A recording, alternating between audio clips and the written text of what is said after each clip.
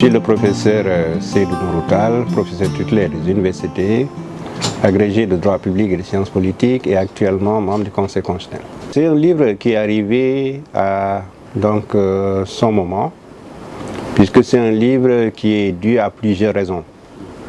D'abord parce que, en tant que publiciste, le droit constitutionnel nous intéresse à plusieurs titres. La vie politique et institutionnelle des États nous intéresse. Et dans cet ouvrage, nous avons essayé de faire le droit comparé de 20 États de l'Afrique subsaharienne. Alors l'une des premières raisons, c'est parce qu'il y a beaucoup d'ordonnances. Les ordonnances ont une histoire et depuis évidemment la colonisation jusqu'à maintenant, eh bien, on constate une présence des ordonnances dans l'arsenal juridique des États. Alors c'est dû à plusieurs faits, c'est dû à plusieurs choses. D'abord, on sait tous que depuis le début des années 60, il y a en Afrique beaucoup de coups d'État. Généralement, dès qu'il y a les régimes militaires, la première chose qu'ils font, ces régimes militaires, c'est de prendre des ordonnances et de suspendre la Constitution, de suspendre les droits et libertés et de mettre en place évidemment des ordonnances qui remplacent la Constitution.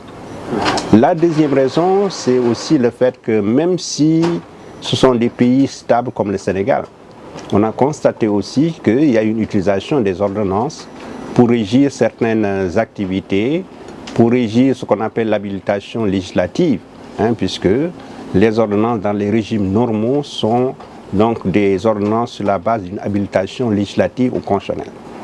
Alors, la troisième chose aussi, c'est qu'on a constaté avec, bien sûr, depuis ces 2 ans, avec l'avènement, avec cette pandémie du Covid-19, ou de la Covid-19, comme on le dit aujourd'hui, c'est que beaucoup d'États ont essayé de mettre en place des stratégies de lutte contre la pandémie en utilisant des ordonnances.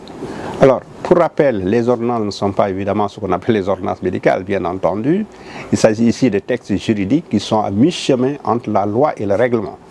Et donc, qui sont adoptés sur habilitation du législateur dans les régimes normaux. Maintenant, dans les régimes d'exception, généralement, on ne s'embarrasse pas évidemment d'une habilitation venant du Parlement. Généralement, la junte militaire prend le pouvoir et évidemment utilise des ordonnances. C'est le cas au Mali, récemment, ça a été le cas aussi de la Guinée, ça a été aussi le cas dans bien des pays d'Afrique francophone.